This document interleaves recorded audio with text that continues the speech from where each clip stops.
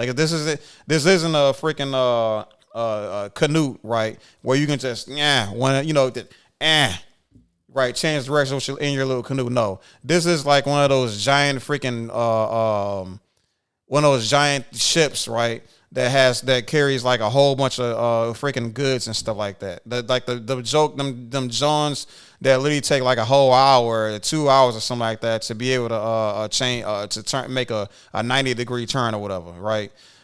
America is not changing into socialism anytime close to being soon.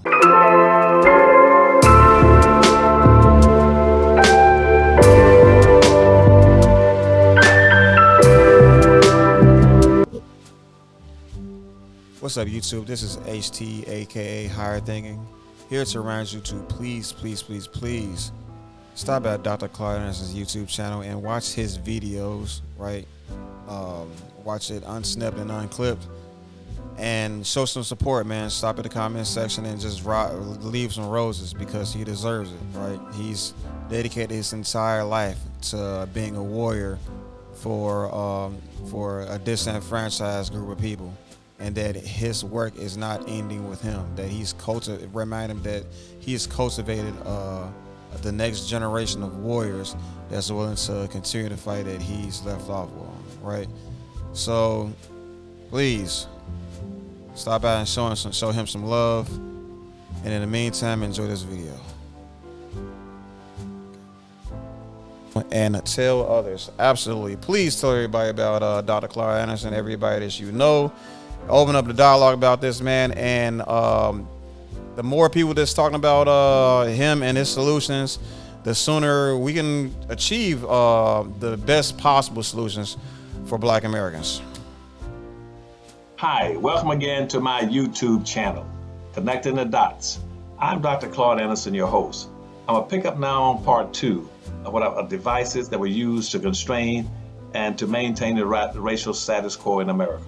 Now, I left where I left off after about, I don't know how many I went through, but let's pick up about at least 3 or 4 more of these points. Because there's so many I can't get through all of them in 2 or 3 parts.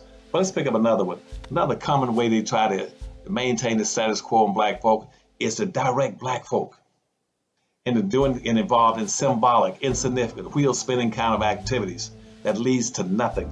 That can be everything from marches, just to march and express your displeasure, or protest marches where there's no tangible goal that's been spelled out, where you got millions of people marching, and you say, marching for what? There's no answer. And so Black folk engage in all these symbolic issues, or for instance, they can even march because of something that occurred 20 years ago, and they marched because somebody was shot or killed or beaten. And you say, what's the goal? Nobody knows, but they're engaged in it. But the worst part about it that they try to direct you into is trying to get Black folks engaged in things that are non-definable, like in marches, like particularly the civil rights movement, like marching for equality. Equality. What is equality?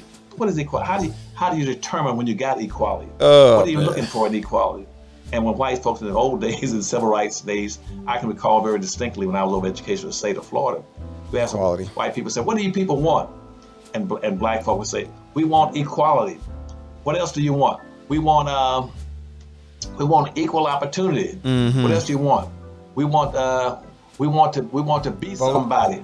Be somebody. And so what white folks was trying to say, okay, since we got the power and wealth, y'all proclaim that we are superior, we're going to grant you everything you ask for. Abracadabra, make all Black folk equal. Abracadabra, give them equal opportunity. Mm-hmm. Abracadabra, make them equal with the whites. Now get the hell out of here. You got what you need. Don't come back. Isn't that amazing? So like, bro, he said, they said, hey, now you are somebody. Now get the fuck out of my face. Like, are you serious? Like, that's crazy, bro. Like, this is the problem of like whack leaders, man.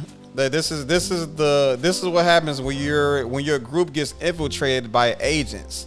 You get behind them, you rally behind them, and they misdirect you. Like, you finally get an audience with like the people that can make the changes, and they squander the opportunity. You feel me? It's over with. They squandered the opportunity, and you'll never get that opportunity again. Congratulations, you played yourself. They didn't give you anything because you see, you didn't ask for anything that was tangible and measurable. You didn't say, I want this. I want to know something that I can measure and I can take to the bank, that I can have in my hands and hold, and that I can have a value in, because they always trick us to getting involved in equality and equal opportunity.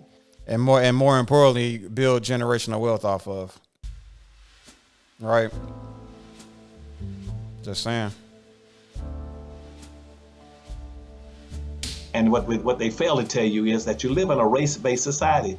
You cannot, in theory and practice, get equality and equal opportunity in a race-based society. The whole point of racism, of being in a race is a contest.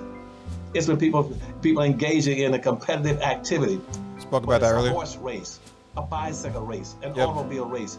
People are. It is a money race. It is a wealth race. It is a race to be the last man standing. That's what this race is about. Competing, and the whole point in racism is not to create equality. It's the primary point of racism is to create inequality. Yeah, that's why inequality. What he means is to create opportunities for your group. That's what a race-based society is. That's what a race is. That's what racism is. Racists are those that participate in the race. You feel me?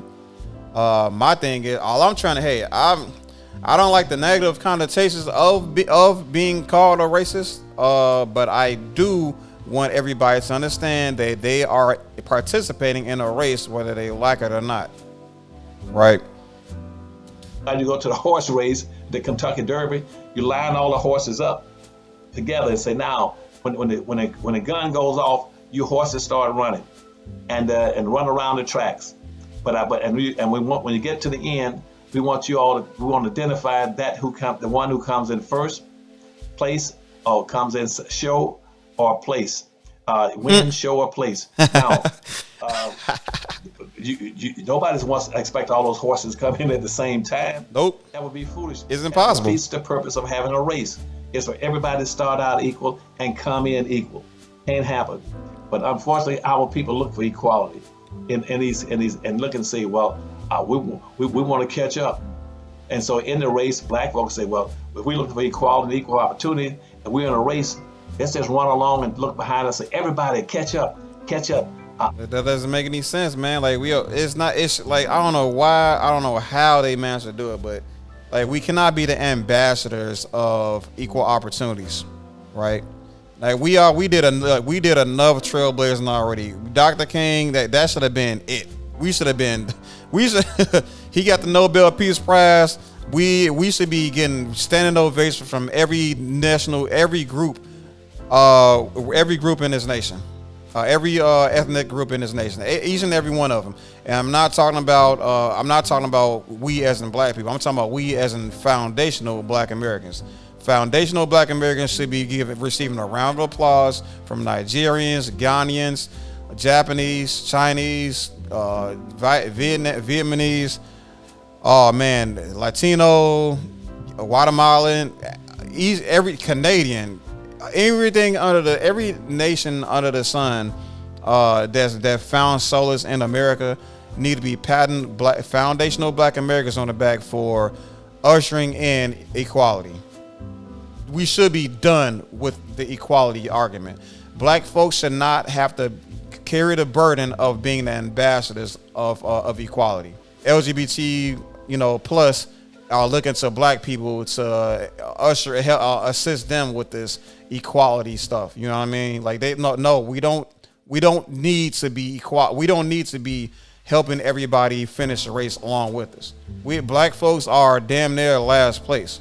Like who the hell is behind us to help that we need to help carry along to essentially let them pass ahead of us. You know what I'm trying to say? Like, how many more times that's gonna end up happening? They already said we start off as like the number 2 in this race post Emancipation Proclamation. Then a couple of these groups, like, they passed us up. You know what I'm saying? not just in wealth, but also in population. So I'm just saying, we're done. We did everything we were supposed to do regarding bringing equality to America. Thanks to primarily to Dr. Martin Luther King. Now let's focus on ourselves, please. I'm in front. Y'all need to catch up with me so we can all come in together. It's foolish and it's silly, but every time I hear a black person talking about what they're looking for in terms of race matters, they're looking for equality, equal opportunity. You cannot get equal opportunity and equality in a race-based society. Go for yourself. Get out front, run as fast as you can, and try to get to the finish line as fast as you can. As fast as you can. And do not look back and try to pull everybody else along with you. Every other group in America is competing with you. They're competing for the ownership and control of resources, wealth, and power. The greatest power in this nation is wealth power. Yes. As you get out front, get as much wealth as you can, and try to pull as many of your people along, but you cannot all come in at the same time. Not at all. And like I said, I hear so many people say money isn't everything. I suppose you're right. But would you live in America under a capitalistic society where capital literally runs this country? A lot of people would beg to differ. I hate to break it to you, but a lot of people would beg to differ. And as a matter of fact, well, you know what? You know what? Maybe I'm wrong. Maybe they won't beg to differ. But the people that won't beg to differ are the people that want you to stay in the borderline destitute position that you're in that you're in currently. Basically, what Dr. Anderson, that we believe in socialism. Why would you want to be practicing socialism in a capitalist society? Sorry, FD signifier. Sorry, Turb. Sorry, what's the other guy name? The Caribbean guy. And you guys many cohorts and stuff like that and allies. Listen, bro. I get it. I do understand. I get it.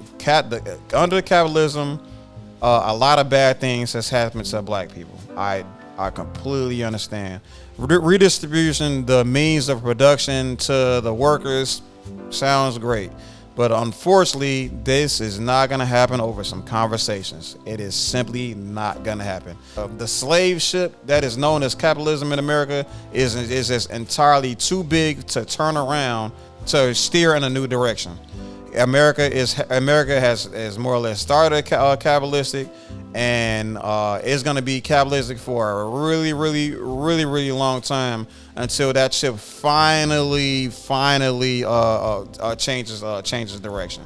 Like if this isn't a freaking canoe, right, where you can just right, change direction in your little canoe. No, this is like one of those giant freaking one of those giant ships, right, that carries like a whole bunch of freaking goods and stuff like that. Them Johns that literally take like a whole hour or 2 hours or something like that to be able to make a 90-degree turn or whatever, right? America is not changing into socialism anytime close to being soon. It's just not gonna freaking happen. And in my opinion, you guys are kind of wasting your time. You know what I'm saying? But hey, by all means, I do appreciate you guys for knowing y'all Black history. Y'all are the shit at Black history. Y'all are really good at that. But as far as reality is concerned, as far as right now is concerned, blacks need to focus on blacks need to strategize ways of making it in this capitalistic system as it stands today. You want to be an island of socialism in a sea of capitalism. Everybody in the world is trying to be capitalistic. Russia. I gotta say something real quick too, and I'm probably gonna edit this out in a real video. But some of these, I like to ask the guys that actually manage to get their attention in the comment section. I asked them, "Hey, you know anything about Dr. Claud Anderson? Like, what do you think about Dr. Claud Anderson?" Crickets. They don't say anything about Dr. Claud Anderson. because Dr. Claud Anderson is the black economist, the pro-black economist. I mean, after that one video I shared about his whole interpretation of how space is black, he turned space into a black empowerment speech. That was OD.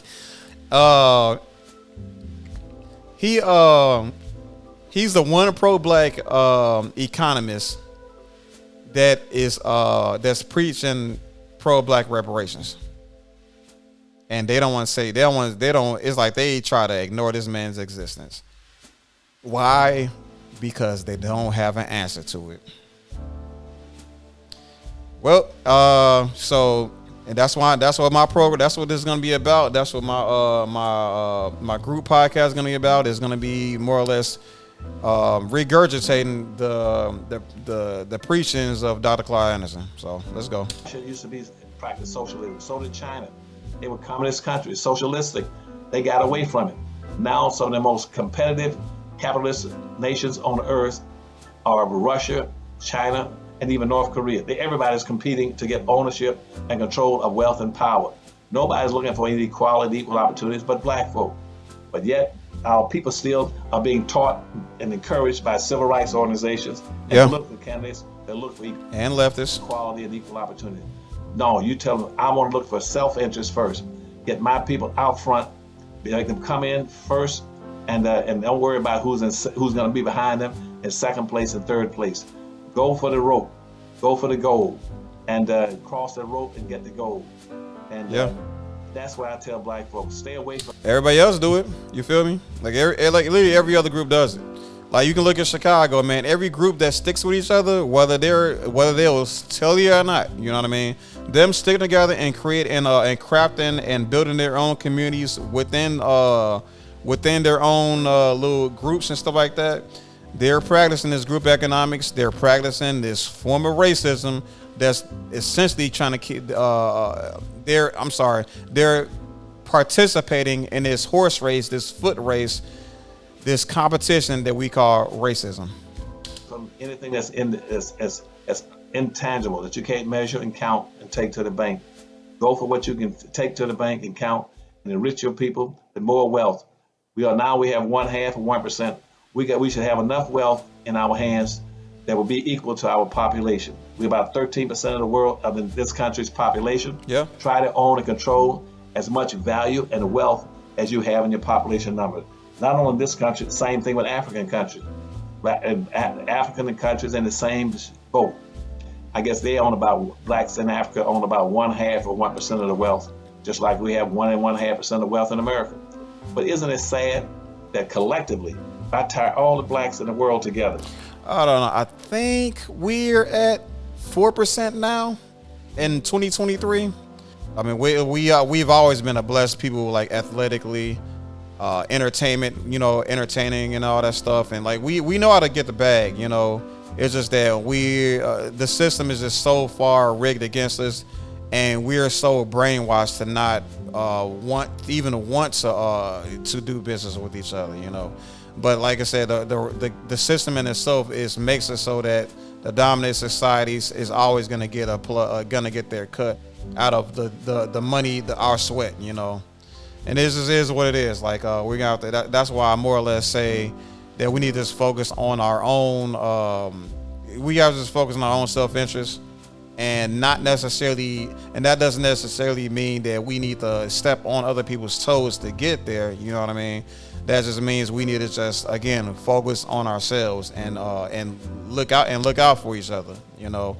But again, that does not mean we need to be imposing on other groups, especially, and that includes white folks. You know what I mean? It just is what it is. We're gonna have to do this. We're gonna have to do business with all groups of people and all types of people.